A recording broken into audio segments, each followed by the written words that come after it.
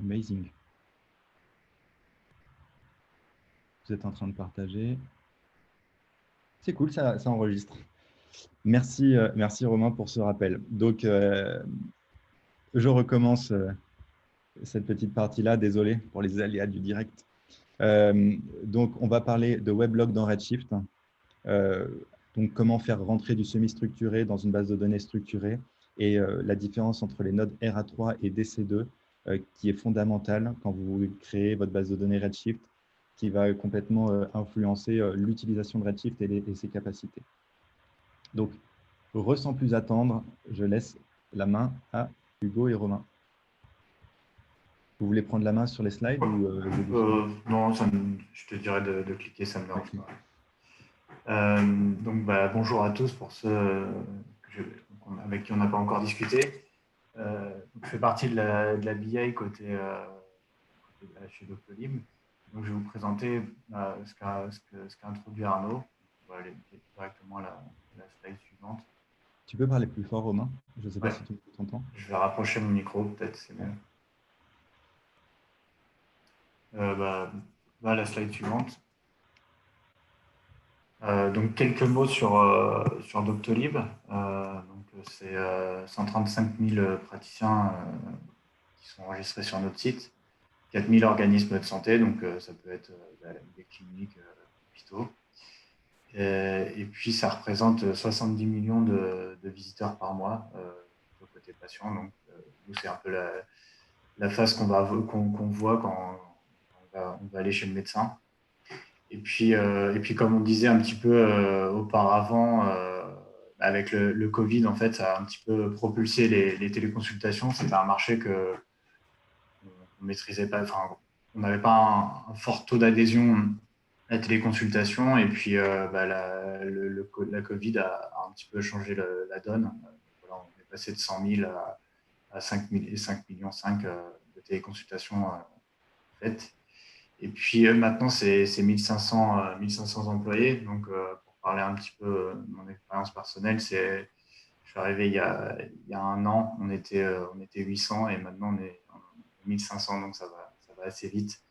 Et même côté data, il y a un an, on était une quinzaine, on était un petit peu au balbutiement de la data. Maintenant, on est 50, donc ça se développe très vite.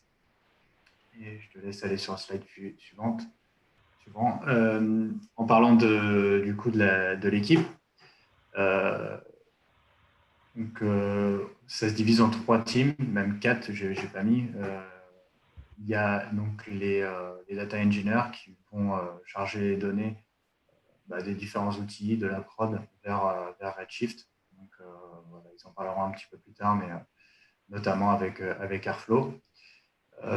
Il y a la BI dont je fais partie. On s'occupe plutôt de création et maintenance en fait, des data marts pour les mettre à disposition justement des data analystes qui, eux, sont plus proches du métier, vont faire des analyses aux product managers, aux business analysts aussi. Et donc, voilà, comme je disais, eux, ils vont faire la partie un petit peu plus analyse de features. Et ils vont travailler avec la… Tu m'enlèves les slides, Arnaud. Oui, pardon, j'essaye de mettre les questions en même temps. J'ai un peu du mal. Ah non, comment je fais pour les réafficher? Pas de souci, je vais continuer en attendant. Il n'y a pas forcément besoin des slides. Et donc, nous, on s'occupe aussi à la BI de tout ce qui est KPI Level 1, donc un peu les KPI qu'utilisent les exécutifs pour prendre des décisions. Et voilà, la 4e team que je n'ai pas mentionné, mais qui est quand même proche d'EA, c'est la partie Data Science, avec des projets un petit peu différents quand même. Mais on intervient toujours pour leur mettre à disposition la donnée propre et surtout faire en sorte que tout ce petit monde puisse cohabiter sur Redshift, parce que c'est un enjeu. Donc, je te laisse aller sur la slide suivante. Donc, aujourd'hui, on est là pour parler un petit peu d'une problématique qui nous est apparue. Historiquement, en fait, les développeurs ont mis au point des weblogs pour qu'on puisse avoir avoir des statistiques en fait sur l'utilisation de certains boutons sur le site. Et en fait, ça s'est fait via ce qu'on voit sur le côté un petit peu, c'était donc les formats JSON. Et donc, bon, il n'y a pas grand-chose à voir sur le côté. Ce que je voulais juste montrer, c'était que c'était vraiment des formats un petit peu non standards, euh, comme le disait Arnaud, qui n'étaient pas forcément structurés. Et en fait, on se retrouvait à utiliser, à avoir ça directement dans Redshift. Donc, on avait une colonne avec ces infos-là. Donc, pour ceux qui sont moins techniques, peut-être, je vais le dire, enfin, je vais expliquer, c'est juste que du coup, on doit passer par plus de plus d'étapes pour avoir, par exemple, juste l'information qu'on voit mobile. Juste cette information, ça demande plus d'étapes, plus de ressources aussi côté Redshift. Et puis en plus de ça, on avait ce besoin, il a commencé à grandir parce que les PM en fait avaient besoin de plus d'informations forcément sur leurs features. Et donc à ce moment-là, on commence à avoir aussi un problème de volume. Je te laisse aller un petit peu sur la suivante. On avait voilà, ce problème de volume. Donc en fait, ça utilisait 10% de Redshift, ce qui est assez énorme pour nous parce qu'on a beaucoup de sources différentes. On avait ce problème de format, comme je l'ai dit. Et puis, en termes d'utilisation aussi, on se retrouvait, en fait, les DA devaient passer par la BI pour pouvoir extraire des informations. Donc, c'était très lourd parce que on fait vraiment c'est de l'analyse de features. Donc, ça veut dire que les développeurs, eux, ils avancent quand même assez vite sans Doctolib. Ils développent des nouvelles choses. Ils ont envie d'avoir un retour très, très rapide sur leurs nouvelles features. Et nous, derrière, on avait un process un peu long pour pouvoir avoir cette donnée, l'exploiter et la remettre à disposition. Et puis, comme je l'ai souligné, on avait des grosses. Ça pouvait créer des latences parce qu'on devait utiliser notamment le JSON Extract Path, voilà, des commandes qui peuvent être voilà, pas forcément performantes sur Redshift. Donc, notre conclusion, c'était que les données n'étaient pas forcément adaptées à Redshift et qu'on devait faire quelque chose. Et c'est à ce moment-là où notre cher Hugo est intervenu. Je vais lui laisser la parole. Merci Romain. Bonjour à tous. Donc moi je suis Hugo, data engineer chez Doctolib. Donc comme a dit Romain, on avait un souci parce qu'on avait des données qui étaient pas adaptées à une base de données analytics clusterisée et on devait globalement trouver un moyen quand même d'accéder à ces données en dehors de Redshift. Il faut savoir notre objectif, autant BI que data engineer chez Doctolib, c'est toujours ça a toujours été de donner accès à des données de qualité et donner un accès rapide à ces données. Donc Redshift répond globalement à ces objectifs car il est très performant. Ensuite, on avait un deuxième objectif, c'était de garder un seul langage pour l'accès aux données, qui est le SQL. Comme ça permet à tous les utilisateurs de la donnée au sein de Doctolib d'accéder aux données assez facilement. Troisième objectif, c'était de garder un seul point d'entrée. Donc, le point d'entrée de nos données, on est un peu construit autour de Redshift chez Doctolib, point analytique. Et donc, c'était de garder ce point d'entrée qui était Redshift. Comment on a fait pour sortir ces weblogs de Redshift? En fait, on a utilisé un service d'Amazon qui est construit au-dessus de Redshift, qui s'appelle Redshift Spectrum et qui permet globalement de faire des requêtes SQL sur des fichiers qui sont enregistrés sur vos buckets S3. Donc des fichiers globalement qui sont enregistrés sur des disques durs. Cet outil, il permet de faire des requêtes donc avec le même langage que Redshift sur des fichiers de type JSON, CSV, Avro ou des formats colonnaires comme Orc ou Parquet. La tarification est assez simple, c'est 5 $ le téra de données que vous scannez. Il y a un autre service qui nous permet de faire ça chez Amazon qui s'appelle Athena, donc qui est un peu différent de Redshift Spectrum. Donc, je vais aller un peu plus dans le détail, mais globalement, Athena, c'est pareil, ça nous permet de faire des requêtes SQL sur des fichiers, mais ça utilise PrestoDB dans le back-end et c'est un service qui est serverless, donc vous n'avez pas besoin d'avoir une infrastructure à contrario de Redshift, où là, vous êtes obligé d'avoir un cluster Redshift pour utiliser Spectrum. Et nous, comme je vous ai dit, on est allé sur Redshift Spectrum pour garder ce même point d'entrée pour l'accès à la donnée. Comment ça fonctionne, Spectrum? Donc, si on regarde sur le schéma de droite, donc globalement, avec vos outils standards de SQL, donc vos IDE SQL, vos outils de data visualisation ou tout le compute qui est fait sur vos data marts, par exemple, vous allez accéder à Redshift. Donc, jusque-là, rien de plus classique. Et Spectrum va rajouter une couche par-dessus ce Redshift qui, globalement, va pouvoir aller, quand vous allez faire une requête à Redshift sur des fichiers qui sont en dehors de Redshift, va aller chercher ces données et construire une table externe dans Redshift pour pouvoir faire des requêtes. Cette couche Spectrum, comment elle se caractérise? Si je vulgarise un peu le tout, c'est une flottille d'ordinateurs qui va aller interroger et regarder dans vos fichiers JSON CSV Apache Parquet. Donc nous, ce qu'on veut faire pour améliorer les performances de Redshift Spectrum, c'est faciliter le travail de ces ordinateurs. Parce que cette flotte d'ordinateurs Spectrum, elle est très scalable, très performante, mais elle est limitée quand même à la taille de votre cluster. Elle est limitée à 10 processus en parallèle par slice de votre cluster. Donc là, c'est un peu technique. Je vais aller un peu plus techniquement, mais donc, si vous avez un cluster de 3 nodes et dans chaque node, il y a 16 slices, ça fait 3 fois 16 fois 10. Et donc, ça fait 480 processus en parallèle. J'ai une question. Là, dans le chat, on m'a dit pourquoi Spectrum et pas Athena. Donc, moi, je disais justement que nous, on voulait garder c'est un choix qu'on a fait parce qu'on voulait garder un seul point d'entrée pour faire des requêtes sur des fichiers et sur nos données. Et donc, c'était Redshift. De plus, Spectrum va vous permettre de faire des jointures entre des tables qui sont dans Redshift et des tables que vous avez créées qui sont en dehors de Redshift. Donc, je continue. Donc, comment améliorer ces performances? Donc, nous, on va faciliter le travail de cette flotte Spectrum. Et par exemple, le premier point pour améliorer les performances, ça va être d'utiliser des partitions. Donc, vous allez dire que vous allez partitionner votre data. Donc, nous, dans notre cas, on a créé une partition year month qui est en fait le mois de l'année de la data. Et ensuite, une colonne qui avait dans notre data qui est le name.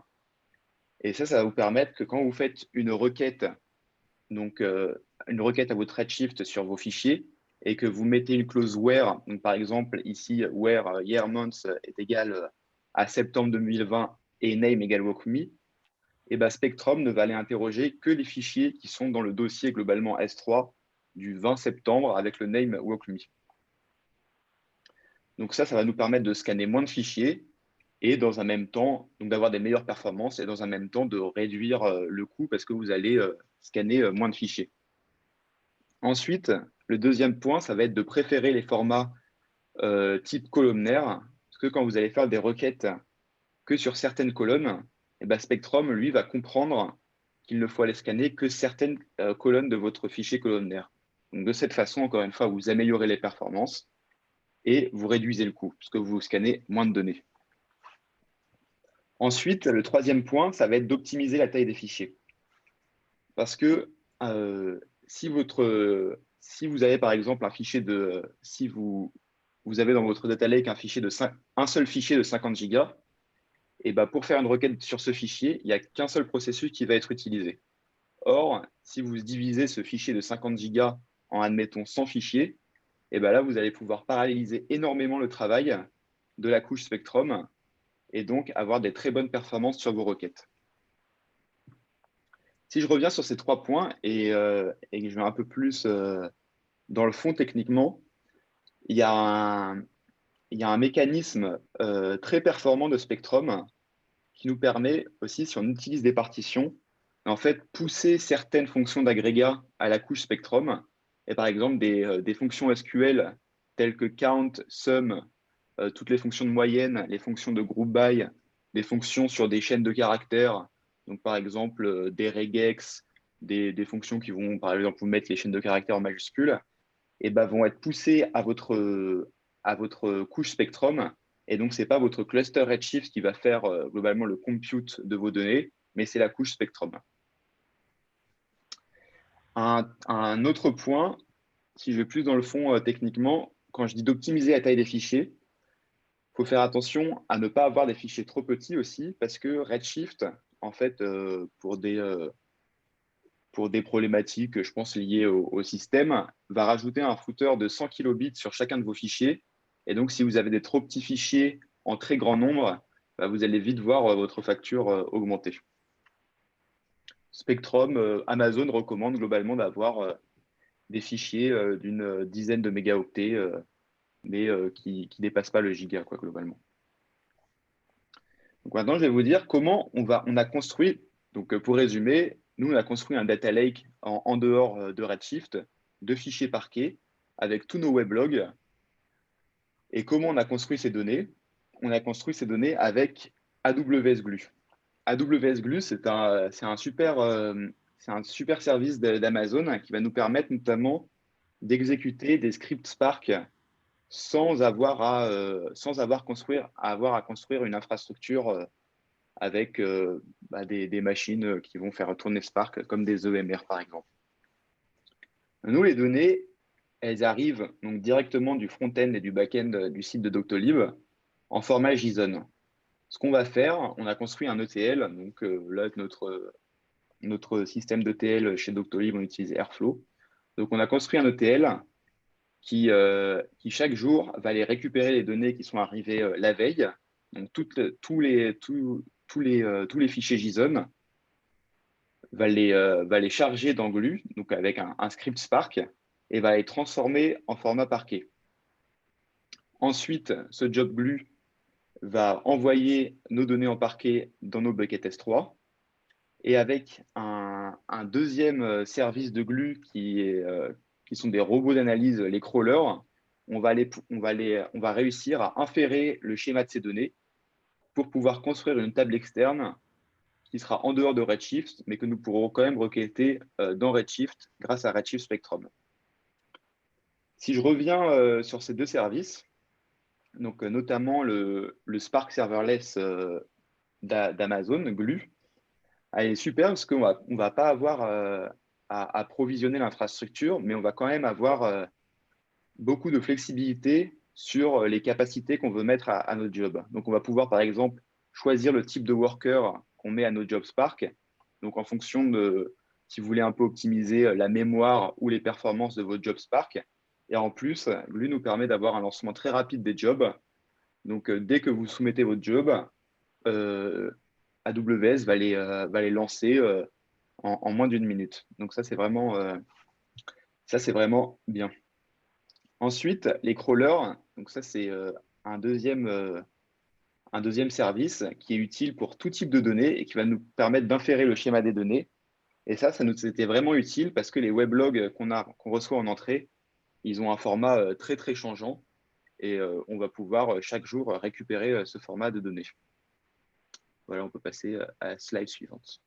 N'hésitez pas, hein, si vous avez des questions, ne vous inquiétez pas, il n'y a pas de mauvaises questions. Tout notre auditoire a à peu près N'hésitez pas. le En plus, même je vois les niveau. questions. Je vois les Donc, questions en direct. N'hésitez pas dans la partie conversation. Donc, quels sont les bénéfices pour le métier et Redshift? Comme vous a dit Romain tout à l'heure, la table qui avant était dans Redshift, globalement, elle prenait 10% d'espace de disque libéré.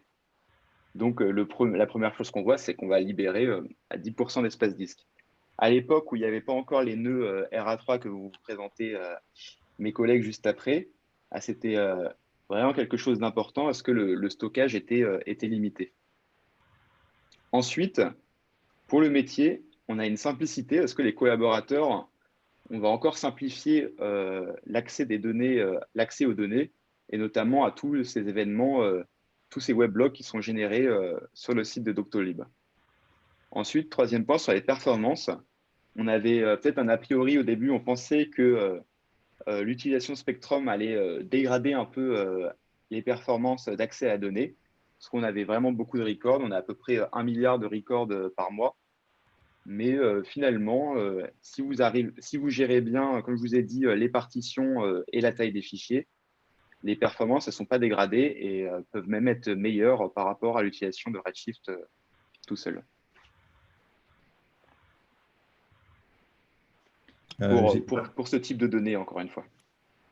L'avantage après, en plus en termes d'adoption, ça a été un petit peu transparent pour tout le monde. Et en plus, on a fait une petite formation pour donner un peu les best practices, mais c'est vrai que il n'y a pas eu de mal, il n'y a pas eu de problème d'adoption. En fait, tout le monde, je pense que toute la chaîne de la data, toute l'équipe, il trouve son compte en fait dans cette utilisation-là.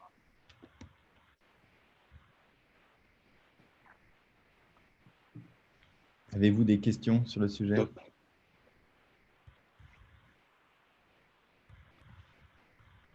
Pas de questions, ça vous semble clair, le fait de faire des requêtes SQL sur des fichiers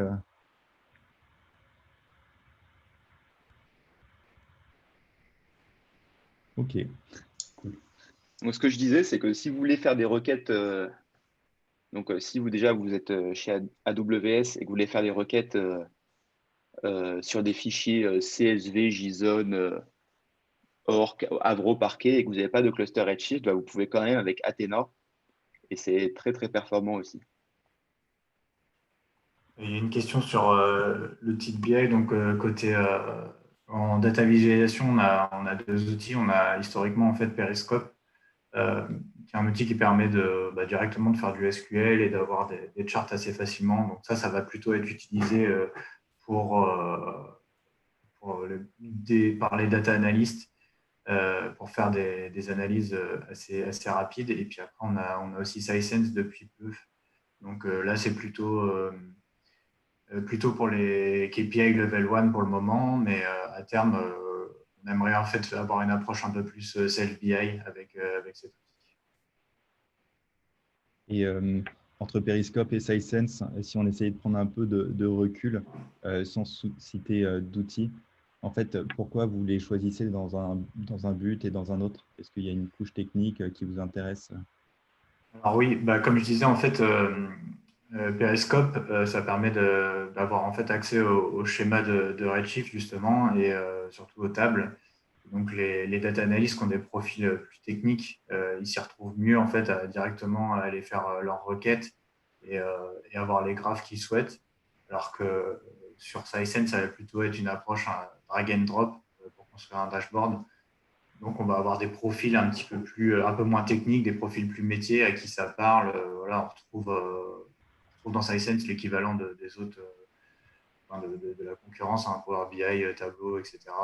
Ça se retrouve, c'est toujours un peu le même système de faire des dashs. Et donc, c'est pour ça qu'on a ces deux approches différentes et qu'on fait un petit peu cohabiter les deux outils. Parce qu'on a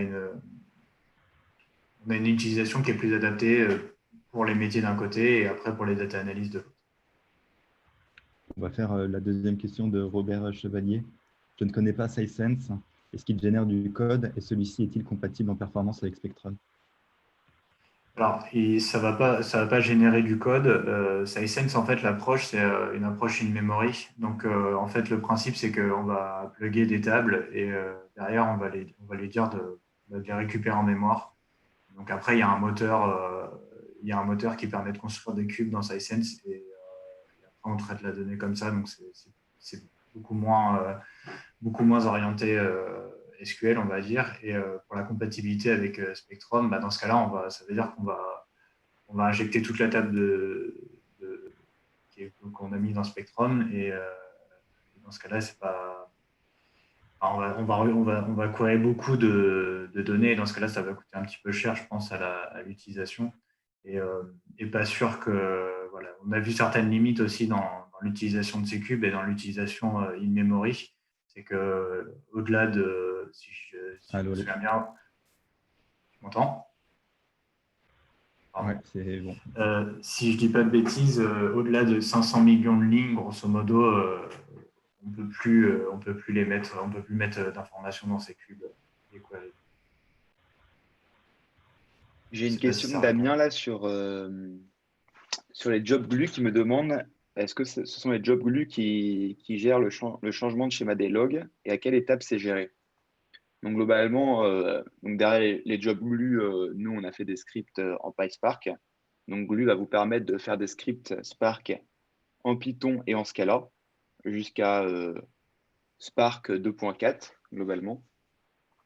Et pour le changement de schéma, donc nous avec Spark, donc avec Glue, on va faire un script Spark qui va transformer les données JSON, les dénestifier, parce qu'il y a un format, le format des weblogs, comme vous l'avez vu juste avant, il est très nesté, il y a beaucoup de structures. Donc avec Glue, on va venir aplatir ce schéma. Et ensuite, les changements de schéma, on arrive à les inférer grâce au crawler Glue, donc les robots d'analyse.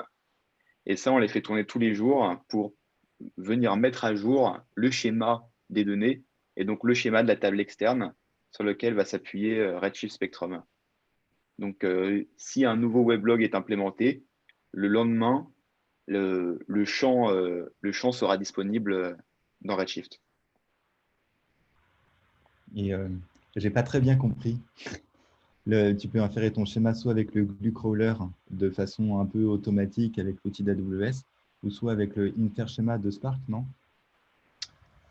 Oui, alors, donc là, donc la question d'Arnaud est pertinente. Ah, merci.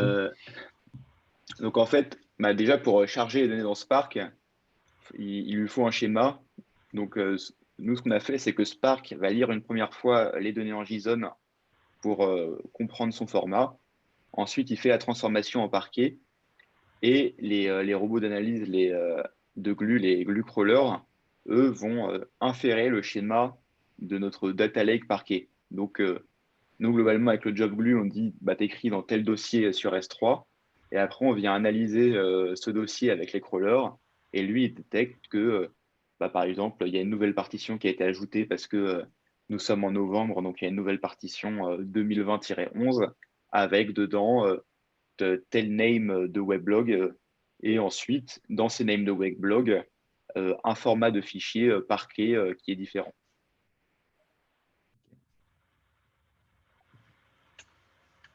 C'est bon? Ok, donc on va passer à la question suivante. Les nodes DC2 et RA3, donc on va déjà présenter quelques rappels. Ensuite, on va voir les retours d'expérience de Doctolib, Sigfox et Vodou.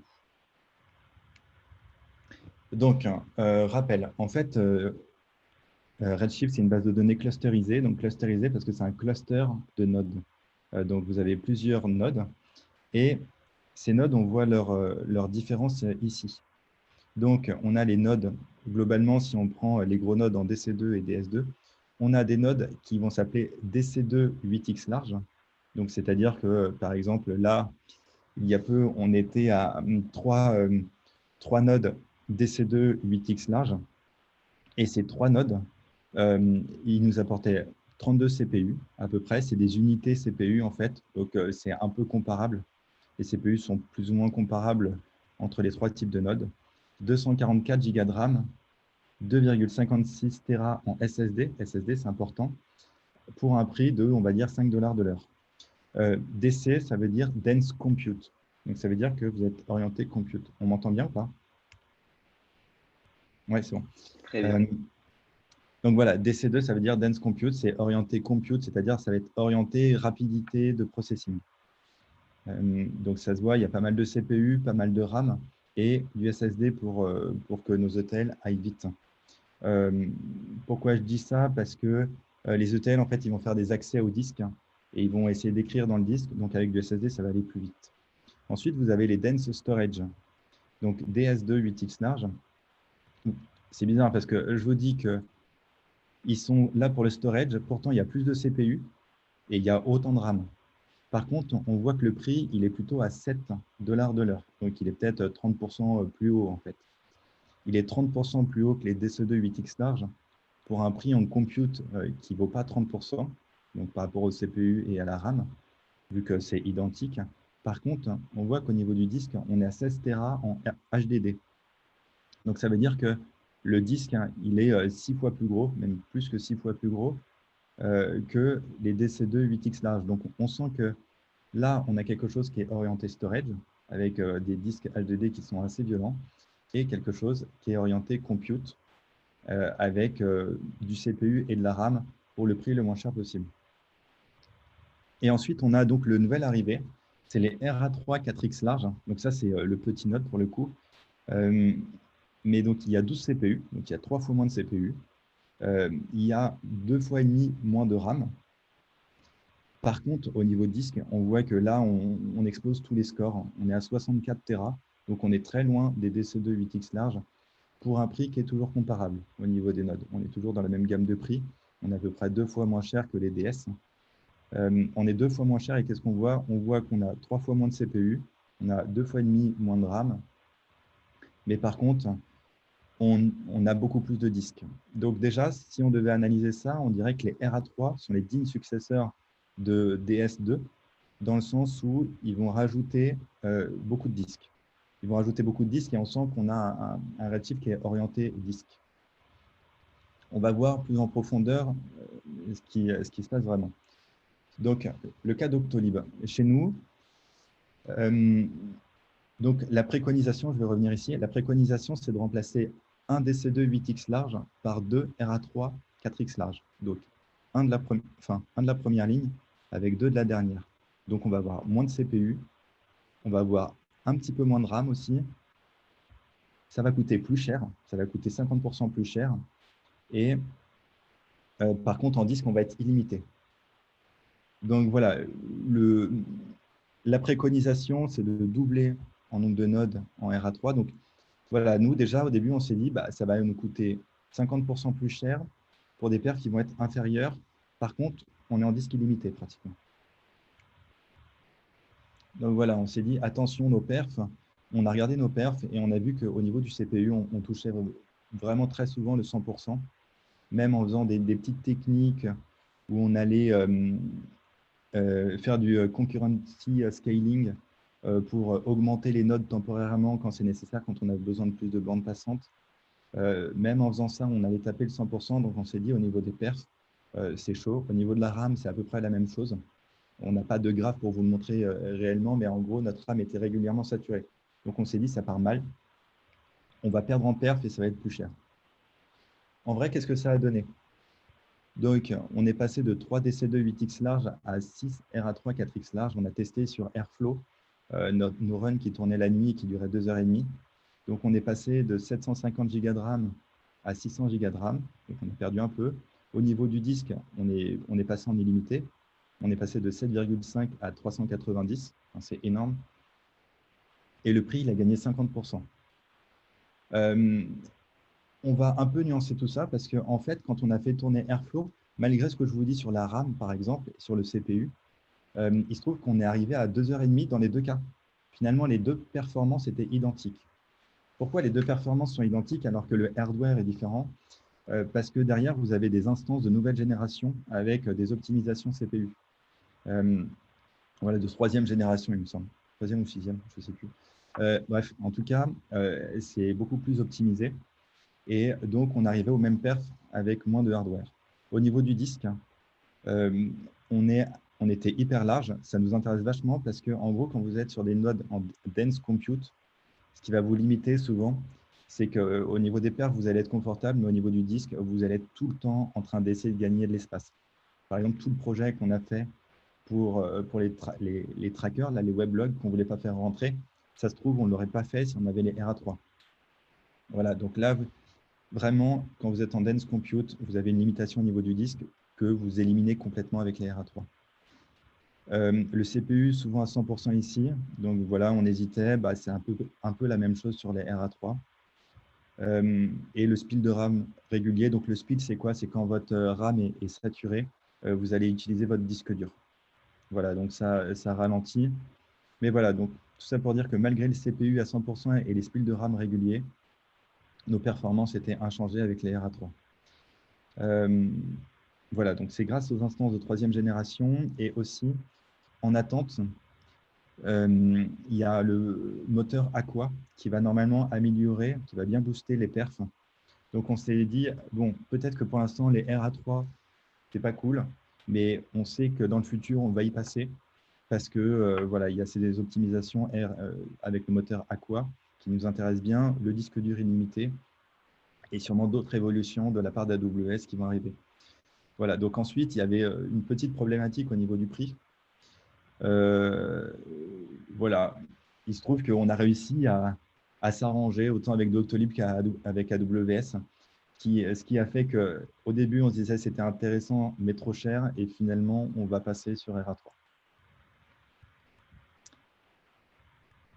Voilà. Est-ce que vous avez des questions? Je ne sais pas, je ne vois pas trop. Ok, non, c'est cool. Je vais laisser la main à Sigfox. Je te laisse la main, Benoît. Ouais, merci.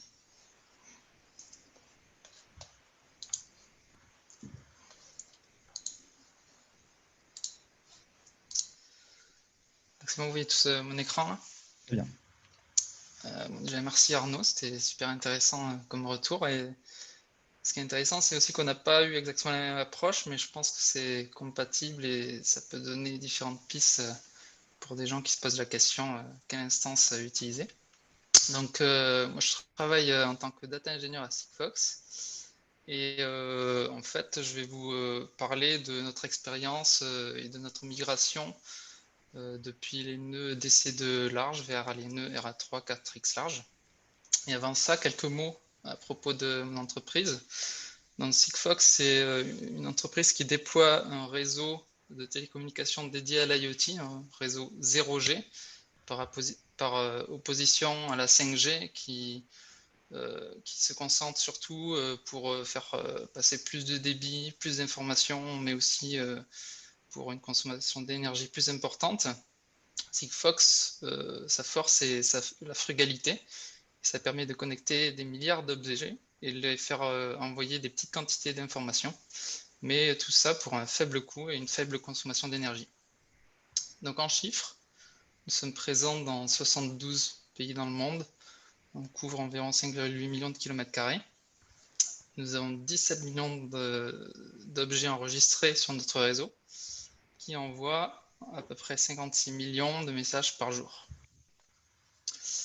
Et on a une petite question de Mehdi qui nous demande LoRa, L-O-R-A. Oui. Là, c'est peut-être un protocole. LoRa, c'est effectivement un autre acteur de l'Internet des objets. Donc oui, c'est un autre acteur, mais c'est pas Sigfox. Et je ne vais pas m'étendre sur LoRa maintenant. Je ne connais pas plus que ça, cette entreprise. Du coup, pourquoi est-ce que pourquoi est-ce que Sigfox est intéressant? Dans quel cas d'usage? Surtout dans le cas des assets tracking, donc pour suivre, pour géolocaliser des colis dans le domaine de la logistique, mais aussi dans le domaine de la sécurité, de la détection d'intrusion, notamment parce que la technologie Sigfox a une propriété de résistance au brouillage, donc ça en fait une techno intéressante pour ce cas-là. Donc, comme on a vu, il y a 56 millions de messages par jour et forcément, ça génère beaucoup de données de notre côté qu'on ingère dans notre plateforme Big Data. Donc, voici de manière simplifiée l'architecture que nous avons mis en place. C'est quelque chose de très classique, donc je ne vais pas m'étendre dans le détail dessus, mais donc on ingère différents types de données, des métadonnées liées au réseau, des données de monitoring, des données commerciales. On les prépare grâce à Spark sur des clusters EMR. On vient stocker nos données dans notre data lake hébergé sur S3. Et ensuite, on expose un sous-ensemble de ces données dans nos data marts qui tournent sur Redshift. Et en quelques chiffres, donc les 56 millions de messages qu'on a vus tout à l'heure, ils se traduisent effectivement en 350 millions de trames. Ça, c'est réellement ce qui transite au niveau des antennes du réseau et qu'on traite aussi de notre côté. Au niveau du data lake, ça représente à peu près 60 Tera de données stockées, dans les data marts 12 Tera. Ce qui fait que c'est un impact ici parce que jusqu'à présent, nos nœuds DC2 on les dimensionnait principalement pour le stockage, c'est-à-dire pour être capable de stocker et requêter toutes ces données dans notre cluster Redshift. Et en termes d'utilisateurs, on a environ 60 utilisateurs réguliers sur notre plateforme BI qui est Tableau Software. Et donc cet usage de ces utilisateurs, comment ça se traduit sur notre cluster Redshift? Alors, on a une autre question de Mehdi encore sur Ouais. l'architecture. Pourquoi toujours laisser des data marts dans la boucle pour exposer des données au lieu de le faire directement depuis un data lake? Y a-t-il une raison technique? Alors, oui, en tout cas, vu les données qu'on traite et les technologies en présence, donc effectivement, on aurait pu utiliser, comme vous l'avez fait, du Spectrum ou du Athena pour interroger les données sur le data lake, par exemple. Mais les tests que nous, on avait fait, Redshift est quand même beaucoup plus performant, notamment pour faire des jointures massives que juste utiliser Athena ou Spectrum. On avait testé ça aussi. Donc j'espère que ça répond à la question. Donc maintenant, Yes, je vais passer à l'usage sur notre cluster, à l'utilisation du cluster. Donc là, je vous montre 2 semaines de requêtes. Donc c'est le nombre de requêtes agrégées par heure sur 2 semaines. Et je veux attirer votre attention sur le fait qu'en fait, on a un usage périodique et on a une forte variabilité journalière qui est liée notamment au fait qu'on a des clients internes donc qui travaillent quelques heures par jour. On a aussi une périodicité mensuelle. En fait, chaque début de mois, on va précalculer des données qui vont être utilisées pour la facturation. Donc, c'est ce qu'on observe ici, les 4-5 premiers jours du mois, on a un pic d'activité. Et ce qu'on voit, c'est que, bon, c'est vrai, on a des pics d'activité importants, avec beaucoup de requêtes, et donc ça va demander beaucoup de ressources. Maintenant aussi, on a des phases où il ne se passe pas grand-chose. Et pourtant, on va devoir payer ces capacités de calcul auprès d'Amazon. Donc, ça va nous coûter relativement cher par rapport à l'usage qu'on en a. Mais en même temps, on est obligé de faire ça parce que, comme je vous l'ai dit, on était lié, on dimensionnait notre cluster par rapport aux données qu'on voulait pouvoir requêter. Et donc, on n'avait pas le choix. Donc, là, je reviens sur notre migration, comment ça s'est passé. On s'est posé la question début 2020, qu'est-ce qu'on allait, sur quoi on allait partir comme nouvelle architecture de notre cluster Redshift, sachant qu'on avait à ce moment-là 67 nœuds DC2 large. Alors ceux qui connaissent les préconisations d'AWS, vous remarquerez que ce n'est pas forcément une bonne pratique d'avoir autant de nœuds. Donc il y a une raison historique à ça. On ne s'est pas dit du jour au lendemain, on va démarrer un cluster avec 67 nœuds. Non, c'est que petit à petit, en grossissant, on est arrivé à ce point-là et on s'est dit que c'était plus tenable à la fois en termes de coût, puis même c'est pas performant d'avoir autant de nœuds sur un cluster. Et donc ces nœuds, on s'était engagé, on les avait préachetés jusqu'en mai 2020. Donc se poser la question en début d'année, il fallait qu'on prépare l'après mai 2020 pour savoir sur quelle architecture on allait passer.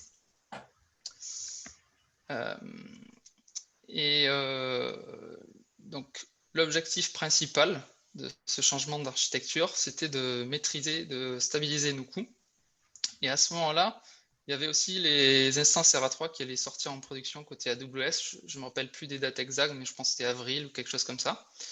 Et donc on a vu les annonces et on était en contact avec la AWS et on s'est dit, si c'est ça, on va dire la techno du futur côté Redshift, il faut qu'on les teste et il faut qu'on voit si c'est intéressant de passer dessus. Donc c'est ce qu'on a fait, on a eu l'opportunité de tester ces instances-là. Et c'est ce qu'on a fait. Alors, on a eu différentes approches pour tester les instances RA3.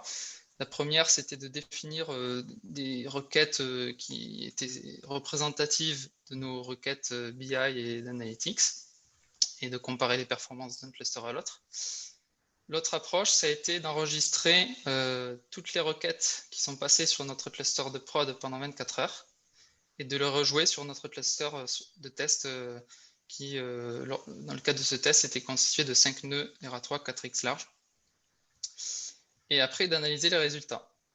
Donc là, je vous ai mis le résultat sur cette journée de test. Alors, on a découpé en types de requêtes, copy, delete, insert, select, update, par type de user qui correspond aussi à des usages légèrement différents de notre côté. Et en couleur, je montre s'il y a eu une amélioration, une dégradation des performances. Et ce qu'on voit, c'est que il y a un petit peu des deux. C'est-à-dire que sur certains types de traitements, on a une amélioration. Sur d'autres types de traitements, on a une dégradation. Pourquoi est-ce que certaines requêtes sont ralenties? Parce que le cluster qu'on teste là, en fait, il a un nombre de slices qui est plus faible que notre cluster d'origine. Je vais expliquer un petit peu plus après. Et ce qui fait, en gros, on va pouvoir moins paralléliser nos traitements et du coup, ils vont prendre plus de temps à se faire. Et par contre, on a un effet qui va améliorer les performances. Alors, déjà, d'une part, comme l'a dit Arnaud, la technologie des CPU, la technologie des nœuds est plus performante, plus récente. Et en plus de ça, on a un master qui est plus gros. Et donc, ça fait que si auparavant, le master pouvait être parfois un goulot d'étranglement quand il s'agissait d'agréger les résultats des requêtes, là, ça ne l'est plus. Donc, ça permet d'accélérer certaines requêtes. Et ce qui ressort de ça, c'est que en fait, les traitements qui sont ralentis, c'est les traitements qui font intervenir un volume de données massif, par exemple plusieurs grosses jointures. Et du coup, par contre, celles qui sont accélérées, c'est les plus petites requêtes avec des volumes de données plus faibles. Et donc, nous, en parallèle, on avait déjà amorcé un travail qui consiste à préparer des données agrégées et à les requêter autant que possible à la place des données brutes. Et donc, l'idée, c'est de couvrir je sais pas, environ 90% de besoins avec des données agrégées, et le restant des données brutes, parce que parfois on ne peut pas préparer les données pour tous les usages. Donc les données brutes, on les a dans notre cluster, on peut les requêter, c'est un peu moins performant, mais on peut les requêter quand même. Maintenant, un petit zoom pour comprendre un peu mieux comment est-ce qu'on a dimensionné notre cluster. Alors là, je me répète un peu. Le nombre de slices, ça va déterminer à quel point on va être capable de paralléliser une requête, à quel point on va être capable de la découper. Donc, on a tout intérêt à maximiser le nombre de slices dans notre architecture. Par contre, à côté, le modèle de facturation d'Amazon, c'est de facturer au nombre de nœuds, de calcul et master. Donc, comme pour rappel, notre objectif, c'était de minimiser notre coût. Notre objectif, c'est de réduire au maximum le nombre de nœuds.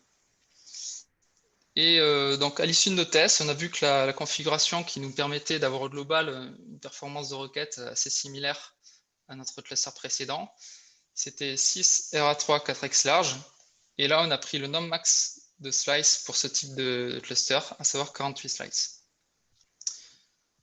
Il faut savoir qu'en fait, on peut jouer un petit peu sur ce nombre de slices pour un nombre de nœuds donnés en jouant avec les classiques et elastic resize. Je ne vais pas rentrer dans le détail, mais c'est comme ça que ça se fait. Donc là, on comprend mieux que comme on a moins de slices que notre cluster précédent, on a perdu sur les requêtes faisant intervenir des données massives. Et voilà. J'ai une question, Benoît. Ouais. En fait, que tu aies, on va dire, 2 ou 64 slices, pourtant, tu auras le même CPU et la même RAM qui vont être subdivisés. Donc, est-ce qu'il y a, dans certains cas, ça t'aide parce que tu peux plus paralléliser, mais de toute façon, vu que tu as toujours le même CPU et la même RAM, pourquoi ce n'est pas la même chose exactement? Ouais, c'est une très bonne question. Ma compréhension, moi je m'étais posé la même question parce que ça c'est Amazon qui me l'a dit qu'il valait mieux maximiser le nombre de slices pour les performances d'une requête. Et ma compréhension, c'est qu'en fait, si vous avez plus de CPU, vous allez pouvoir absorber plus de requêtes en parallèle.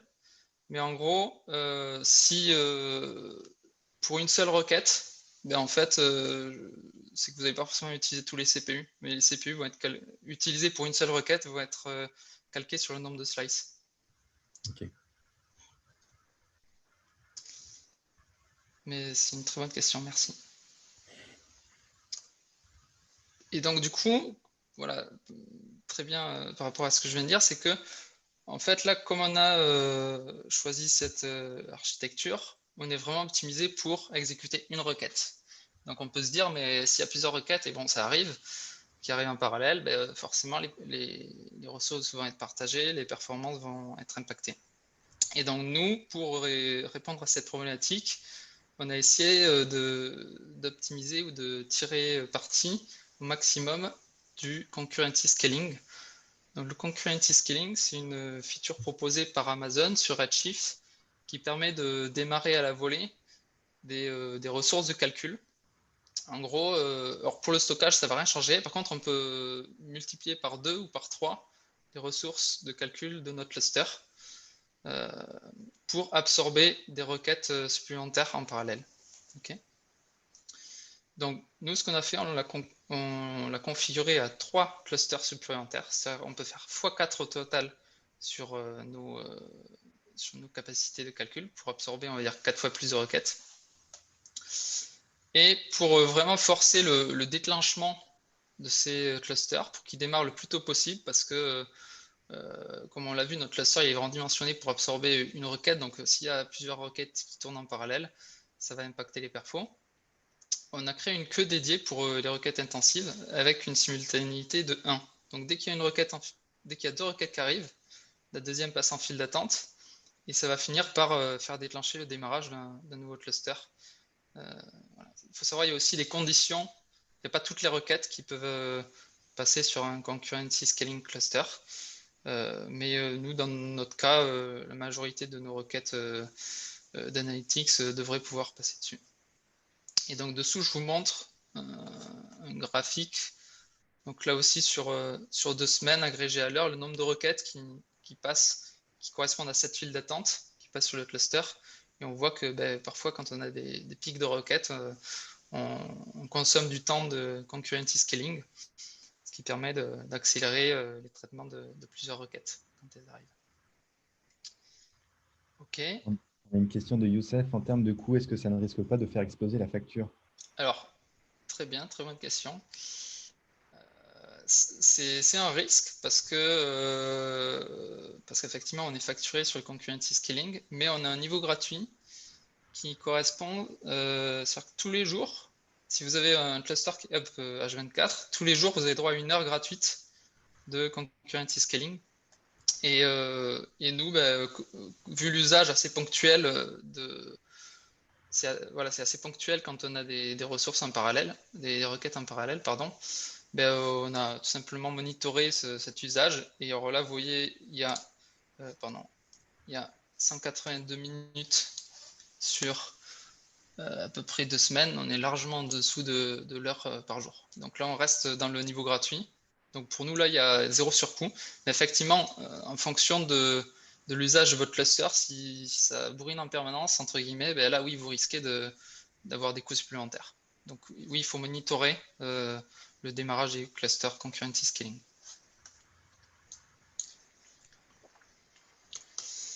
Et pour finir, côté finance, puisque notre objectif c'était de réduire les coûts, donc avant on avait 67 DC de large, qui avec le plan que nous avions, ça revenait à peu près 112 000 $ par an. Et avec la nouvelle architecture, alors sans plan spécifique, ça aurait été un peu plus cher, mais ça nous a permis vraiment de se projeter sur du long terme aussi, parce qu'on a un stockage illimité et on sait que c'est une architecture pérenne, donc on s'est engagé plus longtemps, sur 3 ans, et ça a permis d'avoir une réduction plus importante, ce qui fait qu'au final, c'est moins cher. C'est moins cher, on est tranquille niveau stockage, on n'a pas sans arrêt à resizer notre cluster, les performances nous conviennent, donc on est très content de ce changement. Voilà, pas d'autres questions avant de... Moi, j'en ai fini pour ma partie. Super intéressant en tout cas. On a été plus loin que juste la comparaison des nodes. Tu nous as montré des petites optimes et tout. Bon, mais très bien. J'espère que ça vous aura donné des pistes. Et à présent, je vais laisser la parole à Robin de chez Voodoo. Merci à vous. Merci. Arnaud, tu peux me donner le pouvoir sur les slides, s'il te plaît? Le pouvoir, c'est-à-dire, tu l'as, non? Je peux partager mon écran? Ouais, vas-y. Ah, ok. Je C'est savais quoi pas si j'avais l'autorisation ou pas déjà. Parfait. Hop. Ok. Est-ce que vous pouvez tous voir mon écran? C'est bon? Nickel. Ok, parfait. Donc, du coup, moi, je vais faire un peu comme Benoît. Je vais vous faire aussi un retour d'expérience chez nous de qu'est-ce que ça a été de migrer vers les nouveaux types d'instances. Alors, déjà, je vais vous parler peut-être un peu plus de Voodoo. Donc, Voodoo, c'est le premier publisher de jeux mobiles au monde. On a à peu près, on va bientôt passer la barre des 4 milliards de téléchargements. Globalement, on a 40 millions d'utilisateurs actifs par jour, 350 millions d'utilisateurs actifs par mois. On ingère à peu près 4 milliards d'événements par jour. Et là, notre data lake qui commence à s'approcher dangereusement d'un pétabyte sur S3. Donc, on a pas mal de scale. Globalement, notre cluster Redshift, on a un cluster, on a 200 tables, 62 milliards de lignes dedans. Ça fait des pics à 130 milliards de lignes parce qu'on fait pas mal d'agrégations aussi dans Redshift. Et du coup, on crée des tables temporaires. Et du coup, au moment de créer ces tables temporaires, ça crée pas mal de lignes en plus. Tous les employés de l'entreprise utilisent Redshift pour leur dashboard via l'outil de DataVis. Alors actuellement, on est sur Periscope aussi et on est en train de migrer sur Tableau. Du coup, on a un peu moins de requêtes par jour que Sigfox. On est plus autour de 15 000 requêtes par jour, avec un temps de requête moyen aux alentours de 4 secondes, avec des pics à 20 secondes. Au niveau de notre gestion de queue pour les requêtes, on va avoir une queue dédiée à la visualisation qui va avoir vraiment la majorité de la mémoire du cluster pour gérer les requêtes. Une job queue qui est globalement tout ce qui passe par Airflow, qui est notre scheduler, va passer dans cette queue-là pour impacter le moins possible la queue de visualisation, et une defo queue qui est là où passe en gros le vacuum. On a aussi activé le concurrency scaling, donc je ne vais pas revenir dessus parce que Benoît a bien expliqué, et globalement on est un peu dans la même situation que Sigfox. On a à peu près 5 heures de concurrency scaling qui sont activées par semaine, pardon, ce qui fait qu'on ne paye pas non plus pour le concurrency scaling. Et pour rebondir sur la question qui a été posée, il me semble aussi que tu peux limiter le nombre de clusters qui pop en parallèle, ce qui fait que tu as quand même un moyen de faire que ta facture, elle n'explose pas d'un coup, et en général, ça se voit assez vite. Et du coup, pour vous donner un peu le contexte, la plupart de nos tables ont leurs champs qui sont compressés avec l'encoding Redshift et un partitioning approximativement OK. Donc, globalement, on n'a pas trop de tables ultra désoptimisées et tout. On a globalement un Redshift qui n'est pas trop mal.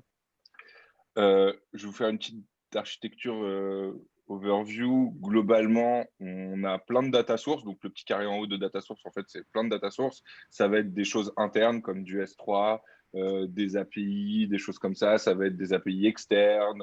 Ça va être des databases externes, donc nos fournisseurs, nos clients, etc. Et le Airflow va scheduler tout ça et va soit mettre dans le data lake, en général en Parquet File, soit le mettre dans le Redshift, soit dans les deux. Et on utilise de plus en plus aussi DBT pour faire de l'agrégation dans Redshift. Je ne sais pas trop le sujet, mais DBT, globalement, c'est juste un tool qui permet de standardiser, d'industrialiser l'agrégation dans les data warehouse, quels qu'ils soient, et dont Redshift. Et du coup, les deux outils de vis, donc pour l'instant, on a les deux en parallèle, et bientôt, on n'aura plus que Tableau. Donc, pourquoi migrer? Donc, nous, en gros, on a migré à cause de l'espace disque, clairement. Donc, on utilisait des compute 8x larges et on était à 95% de disque tout le temps. On avait tout plein de spikes. Avec les datas temporaires, ça marchait. Souvent, avec les jobs, on avait des problèmes. Donc, globalement, on avait quand même pas mal d'espace disque. En toute transparence, il y a Arnaud qui a parlé un peu des nœuds de stockage, des down storage Redshift, mais c'est pas ouf. En vrai, c'est des nœuds pas ouf parce qu'il y a très peu d'IO et pour stocker, ça reste beaucoup plus cher que S3, quoi. Donc en vrai, S3 plus Athena marche mieux pour moi qu'un dense storage node chez Redshift. Surtout que comme vous stockez beaucoup de data, globalement, il va essayer de computer beaucoup de data. Donc en vrai, je trouve que c'est pas ouf. Aussi le fait que les nouveaux nœuds Redshift, pourquoi il y a 64 Tera de stockage, je vais en parler rapidement parce qu'on n'en a pas trop parlé, c'est le fait que derrière la scène, Redshift maintenant utilise S3 directement pour stocker ses tables et il n'utilise plus des disques SSD en local. Et sur les disques SSD, il a juste une manière intelligente de mettre dans son cache, donc dans des disques durs SSD, la data quand il y en a besoin et il met dans S3 quand il n'y en a pas besoin. Et du coup, ce qui fait que des fois, une requête peut être un peu plus lente au début. Puis il a loadé la data dans les SSD de DRA et du coup les prochaines requêtes elles vont plus vite même si c'est pas exactement les mêmes requêtes parce que du coup la table est maintenant loadée dans les SSD et plus dans S3 et c'est pour ça qu'il peut gérer beaucoup plus de stockage qu'avant et du coup le fait d'avoir découplé le compute du storage ça permet d'avoir potentiellement en vue plein de features cool qui je pense qu'il y en a certaines qui vont être annoncées pendant la reinvent, mais globalement, il y a pas mal de choses qui vont arriver sur ces nœuds-là et qui est possible grâce à ces nœuds-là. Et au passage, ça permet d'arrêter de se faire embêter par les commerciaux de Snowflake, puisque maintenant, Redshift, ça fait pareil. Donc, voilà. Le processus de migration, donc j'en parle rapidement. Globalement, vous avez un peu deux choix là. Hein. Vous avez soit avec pas de downtime, du coup, vous faites ce qu'on appelle un snapshot du cluster. Donc, c'est une grosse copie du cluster. Et après, vous pouvez créer un nouveau cluster en partant de ce snapshot. Et après, vous faites juste un swap DNS. Et du coup, il n'y aura pas de downtime pour vos utilisateurs. La seule petite contrainte, c'est de devoir rester en read-only pendant entre le moment où vous faites le snapshot et le moment où vous swappez le DNS, parce que sinon, tout ce qui a été écrit sur l'ancien cluster ne sera pas dans le nouveau. Et avec downtime, c'est un terme très technique que nous avons inventé chez Voodoo qui s'appelle le cliquage sur la console. Donc, ça veut dire, vous allez sur votre console Amazon, vous cliquez sur Resize Cluster et vous mettez les nouveaux nœuds. Et là, globalement, il y a un petit downtime. Alors, AWS gère quand même pas trop mal le truc, qui fait qu'il prépare quand même tout le truc avant et il switch au bout d'un moment, ce qui fait que le downtime est quand même très court. Et globalement, c'est pas trop mal. Mais ça reste quand même plus long que si vous le faites bien avec le swap DNS. Donc, du coup, nous, chez Voodoo, on est quand même des professionnels. Donc, évidemment, on l'a fait avec downtime.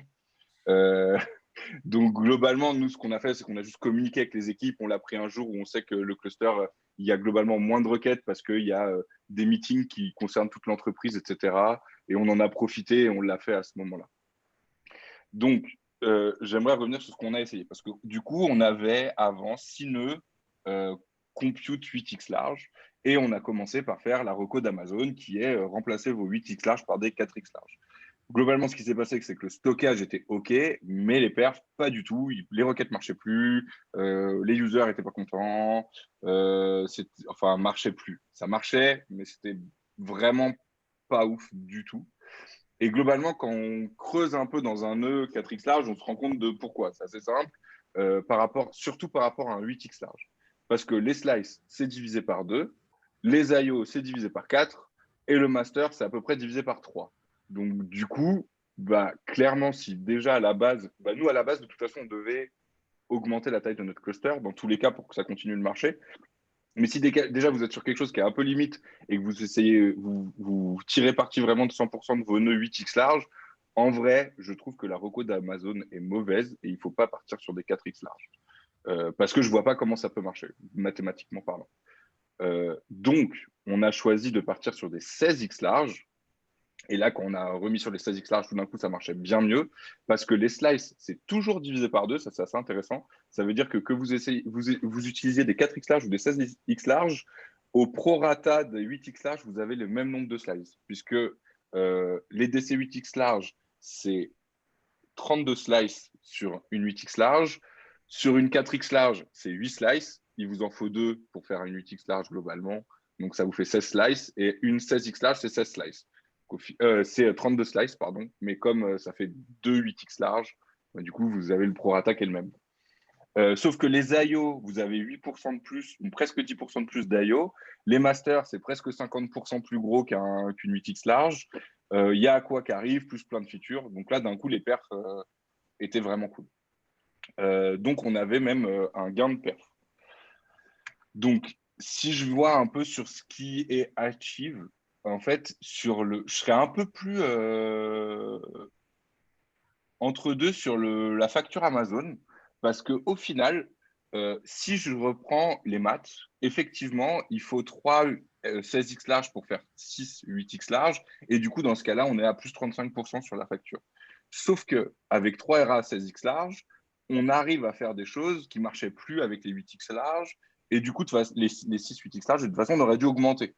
Donc, en fait, après, vu qu'on n'a pas essayé, est-ce qu'il a fallu en rajouter une, deux ou trois? Je ne sais pas, mais du coup, c'est pas plus 35% de coût, puisqu'au final, on part d'un truc qui marchait plus à un truc qui marche. Globalement, il aurait dû fallu augmenter forcément le cluster, et du coup, au pire, c'est plus 16% sur la facture. On est passé du coup de 95% d'espace disque utilisé à 5%. Le cluster est bien plus stable, on a une meilleure pente passante, ça se sent tout de suite. Et même s'il y a moins de slice, il y a des meilleures performances. Et ça, moi, mon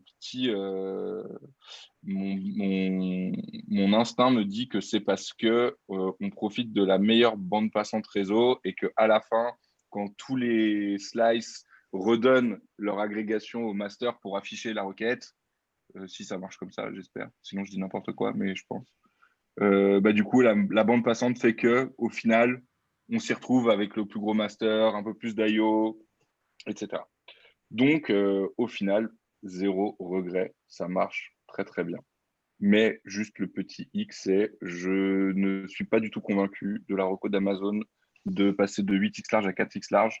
Donc, j'aurais tendance à dire, mais là c'est vraiment personnel, mais j'aurais tendance à dire que tant que vous n'avez pas un scaling nécessaire à au moins 2 nœuds RA3 16X large, dans le cas de Sigfox, ça marche bien parce qu'ils sont passés de large à 4X large. Donc, du coup, les nœuds 4X large sont mieux que les nœuds larges. Donc là, vraiment, c'est cool. Mais dans le cas où vous utilisez déjà des nœuds 8X large, je pense qu'il faut attendre d'avoir au moins besoin de 2 nœuds 16X large avant de faire la migration et d'utiliser du Spectrum et de l'agrégation entre deux pour attendre la migration. Parce que franchement, j'ai peur que vous soyez un peu déçus du résultat sur les perfs.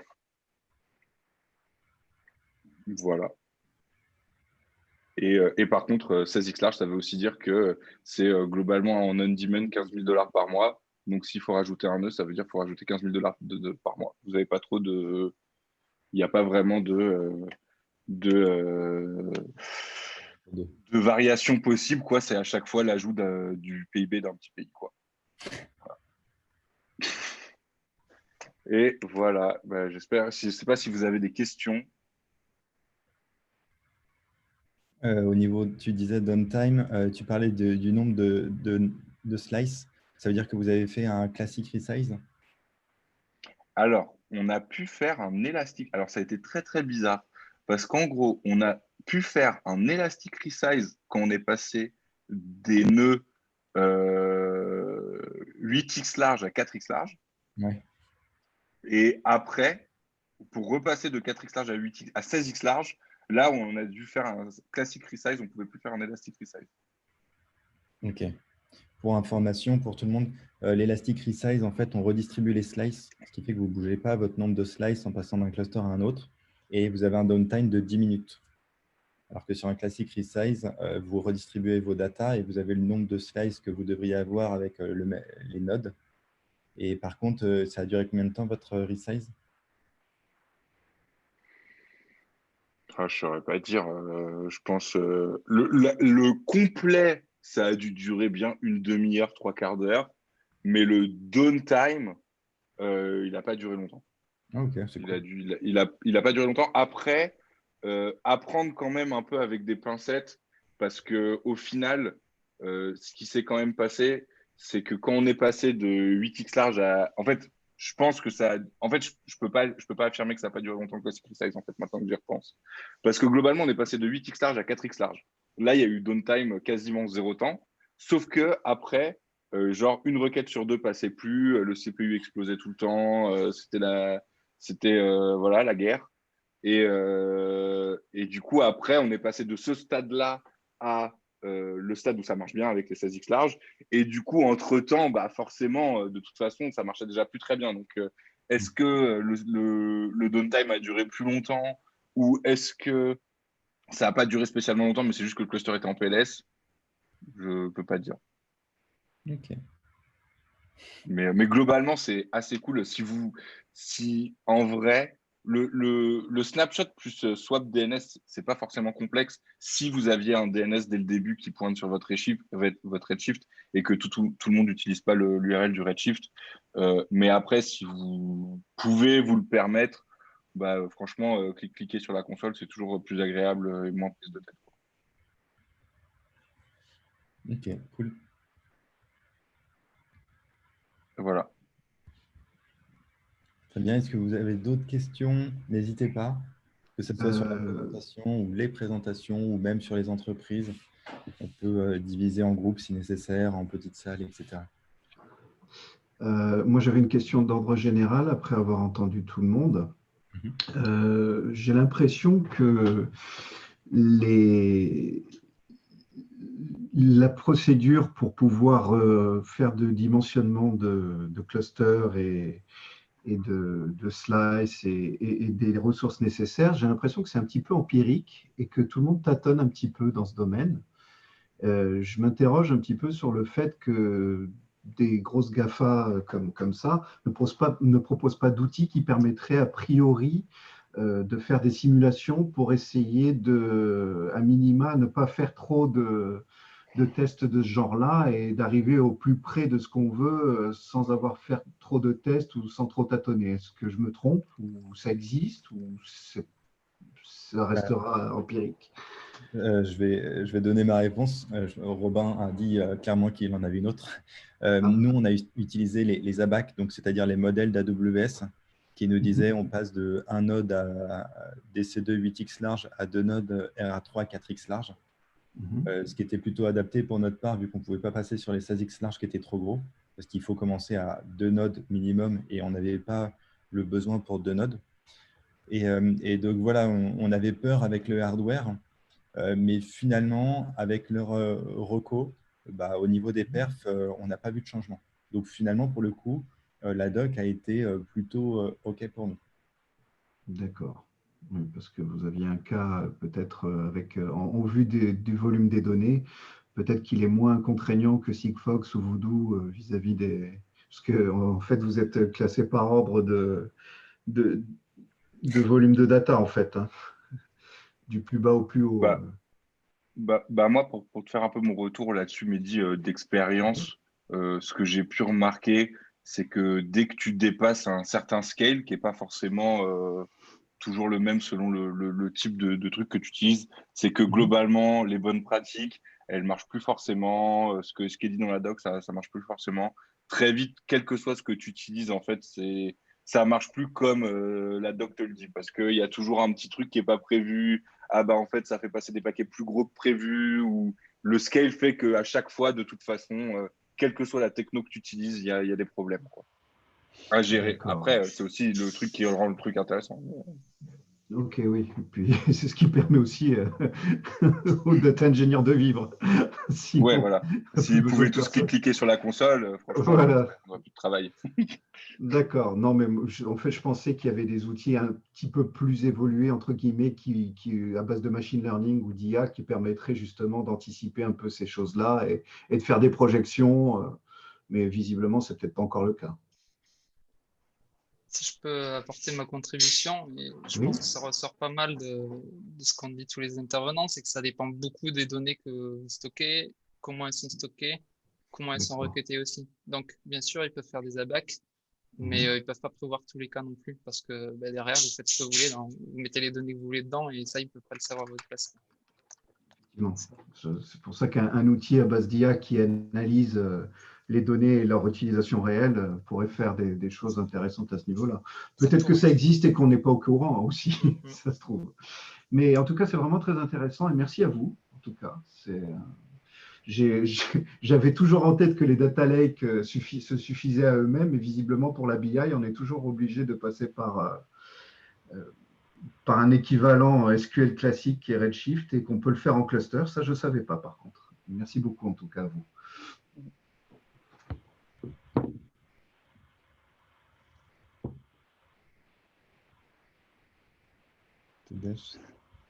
Est-ce que vous avez d'autres questions, d'autres remarques ou même des questions sur les entreprises? Donc, on a quand même 3 belles entreprises, dont certaines sont en hyperscale avec pas mal de postes notamment. Pas mal de choses sexy aussi. N'hésitez pas si vous avez n'importe quelle question. Et du coup, est-ce qu'il y a des postes ouverts Moi, en tout cas, je serais intéressé par Doctolib je dirais pas en full remote parce que j'habite dans le sud-est, je suis à Nice et du coup, je ne sais pas si vous êtes implanté dans le coin. Je vous invite à contacter les gens peut-être en message privé.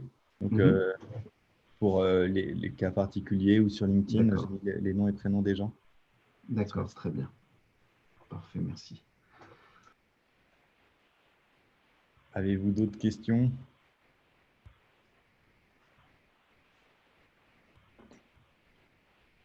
Ok, très bien. J'espère que ça vous a plu. En tout cas, moi, je suis content. J'ai pu apprendre pas mal de choses quand même aussi. Merci Vaudou, merci Sigfox.